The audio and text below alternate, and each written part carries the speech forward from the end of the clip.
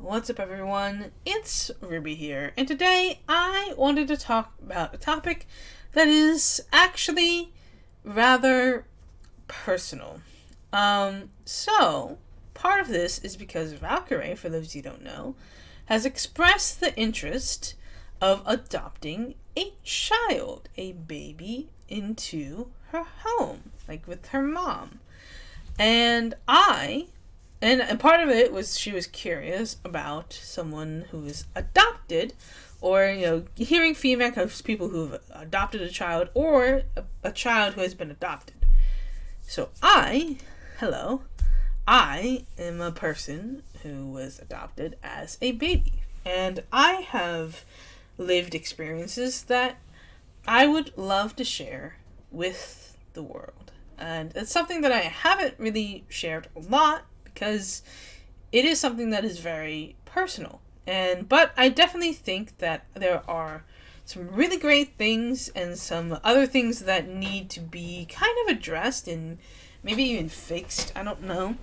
But yeah, I would definitely like to talk about it. I did do an Ask Me Anything a little bit ago, but there wasn't really many questions that were asked. So I think what I'm going to do is I'm going to try to kind of voice just my general experience and my opinions of being adopted. I mean, I definitely think that it's a really great thing.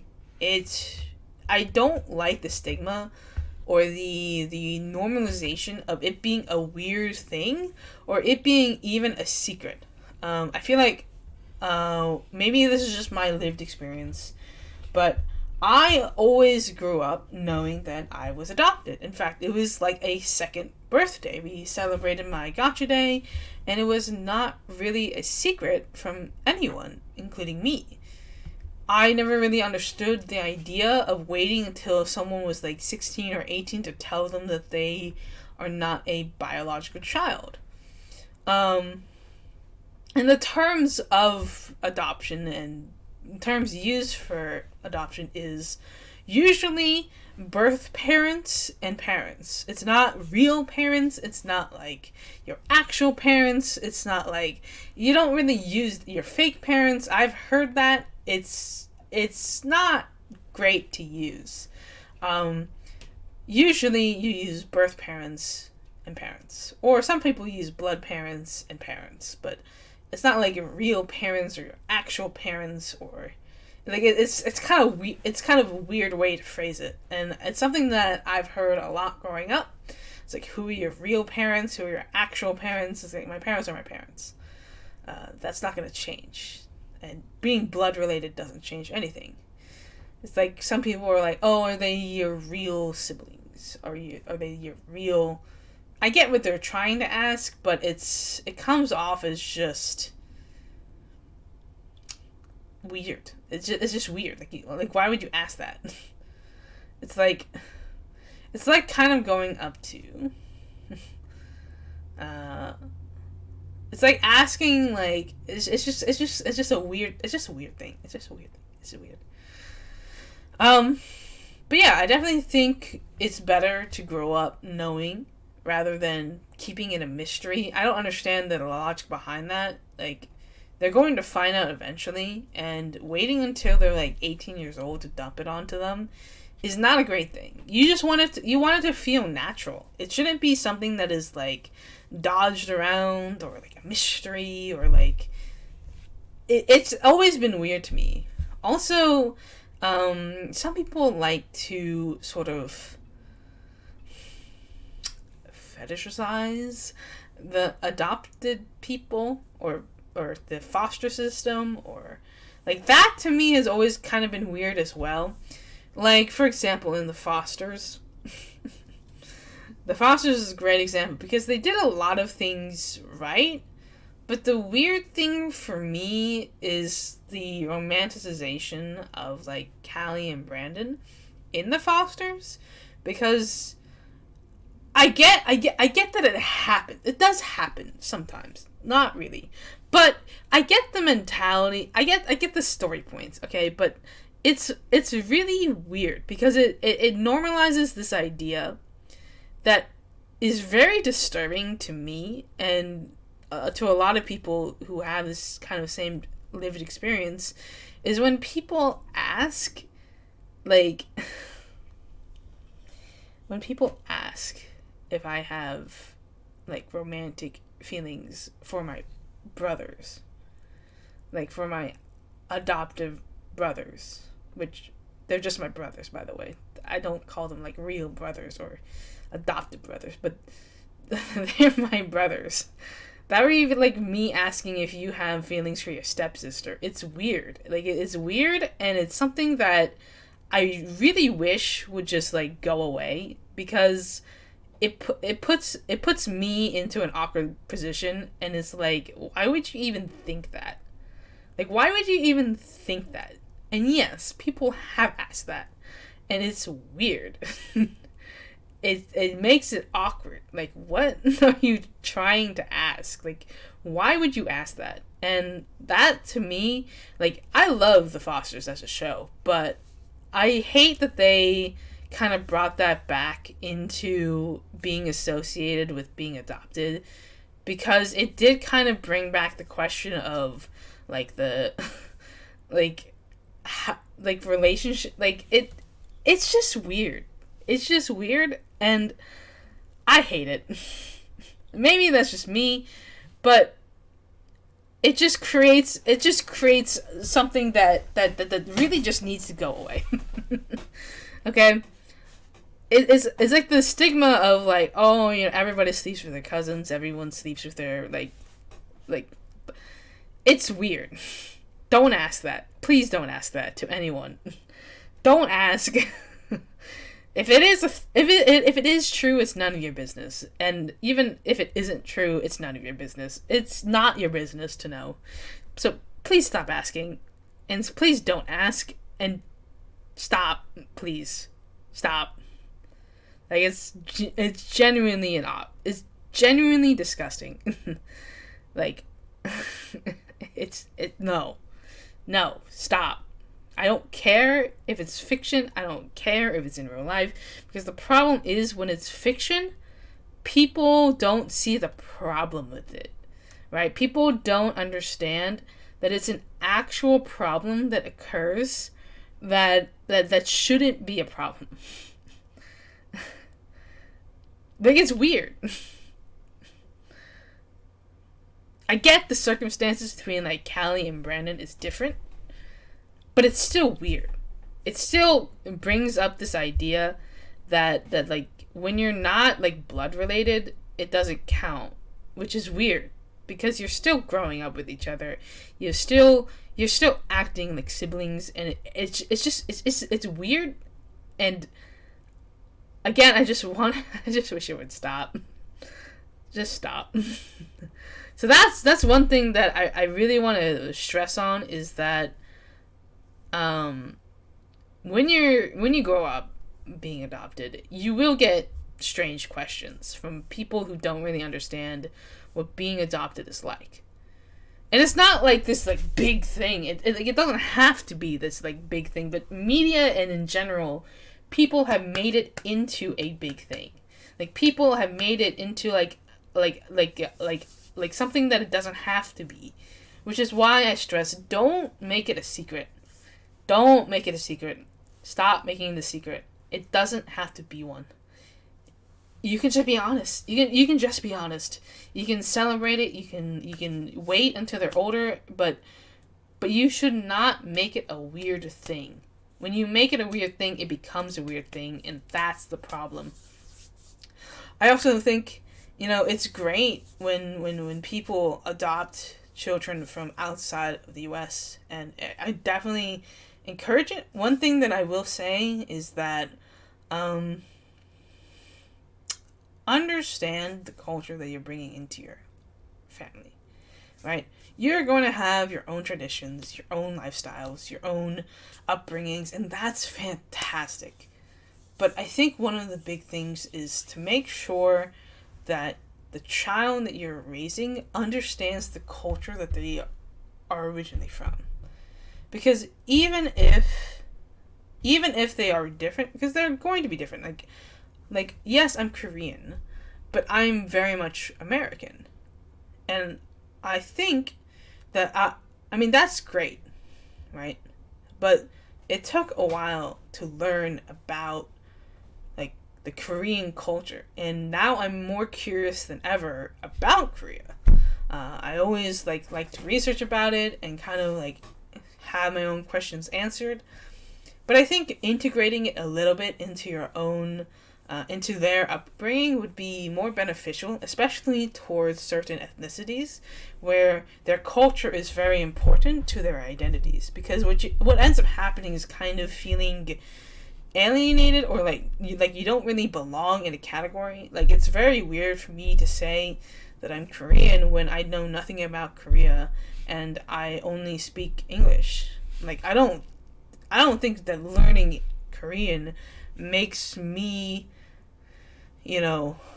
more authentic or not. I am Korean. It's like that. It's just a fact. It's just a fact that I'm Korean. But it just makes it a little bit weird when discussing cultures and, like, different ways of feeling, because people tend to like to kind of push us aside a little bit because we're not really Korean, or we're not really, like, we didn't grow up this way, or it's just weird. It's almost like being raised mixed race. I feel like adopted children and mixed race children probably have a lot in common, because you end up growing up in one culture, right? But then your actual other side of the culture is kind of neglected in a way. Not really neglected, but it's like you have certain questions, or you feel like you don't necessarily belong, because, like, it's almost like imposter syndrome, or like not feeling like you should claim this title. Like, should I really be claiming that I'm Korean? But I am Korean, so that's a stupid question. But sometimes it does occur where I'm like, can I genuinely speak as a Korean person, or am I like...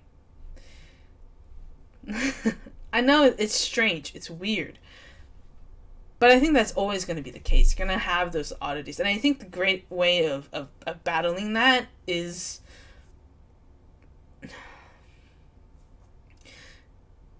A great way of battling that is to treat it like it's normal, and not be afraid of the questions that are going to be asked. Because there are going to be questions that are asked, okay? And you might not know the answers to it, but you can support them in finding those answers. Like, for example, I know there's a lot of debate about the birth parents, right? Because sometimes you know about the birth parents, and sometimes you don't. If there's a possibility of knowing the birth parents, I would encourage, at the very least, documenting what you know about them. Because even if the child never asks about their bio parents, it's very helpful, because there is the option to know whether they are deceased, whether they are alive, whether they are in another country, whether they are in poverty, whether they have health problems. This is a big thing, okay? Because one of the things that is a problem in the medical aspects, actually, is that we adopted people are kind of forgotten a little bit, because there's always, you know how they always ask, like, the family history and everything, but you always have to answer, no, I don't have any family history and I'm adopted. But sometimes medical forms don't have that option to select that I'm adopted. And that's something that does, it's very rare. Most places do have the option to select that option, but some places don't. And maybe it's just like private care versus public care, but that is one thing that doesn't really, and then you end up having a lot of questions, because when you have a family history, you can tell, there's like diabetes runs in the family, or like allergies runs in the family, or like something hereditary runs in the family. But if you're someone like me, who doesn't have any family history, you don't know what you'll have in the future. You could have a huge risk of having breast cancer and you will never know. You always have to operate on the side of, I'm more likely to have this thing than not, which does kind of affect you a little bit, because you're thinking, okay, is this genetics or is this just me? And you don't really know the answer to that, because there's never going to be the answer to that. Now, you're never really going to know the full truth. It just is the way it is. And I think that for us, for the adoptees, it's kind of frustrating to not know, because most people have the option to know, you know. They can ask about their family trees, they can ask about, like, their family genetics, and even if there's a falling out, you still know the answer, at least.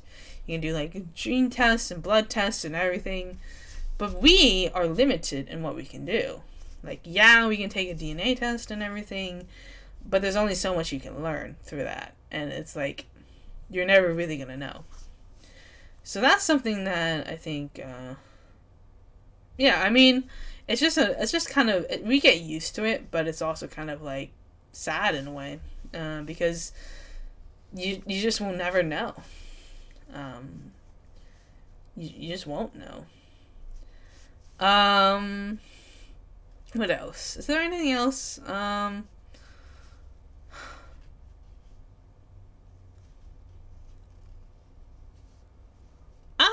I guess that's it, pretty much. At least of what I want to talk about. I would also just say, just expect questions and answers. Well, expect questions. Expect a lot of questions, especially while they grow up, because they're going to want to know, why don't I like? They're gonna want to know, like, why don't I look like you? They're gonna want to know, like, who did I have any siblings or anything? And, you know, sometimes you won't have the answer to that, and that's perfectly fine. It's normal.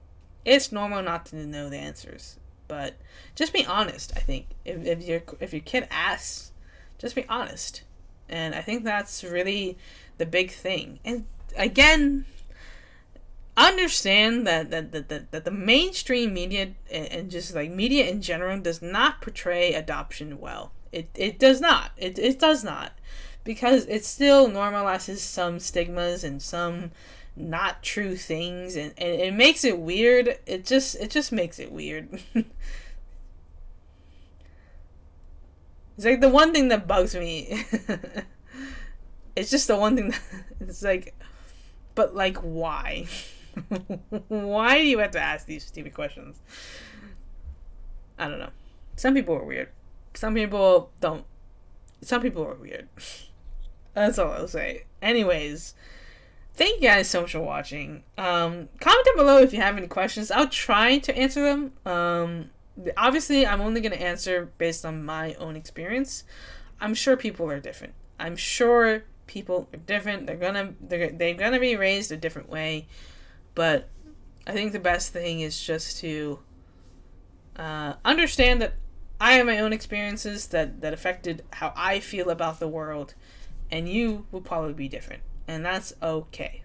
But I hope I was able to make a little bit more sense, kind of give an insight to the adoptive world, and hopefully maybe we can step into a direction where adoption isn't so weird, because it shouldn't be. It really shouldn't be, and yet it is treated like it is.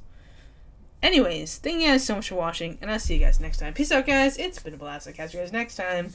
Bye.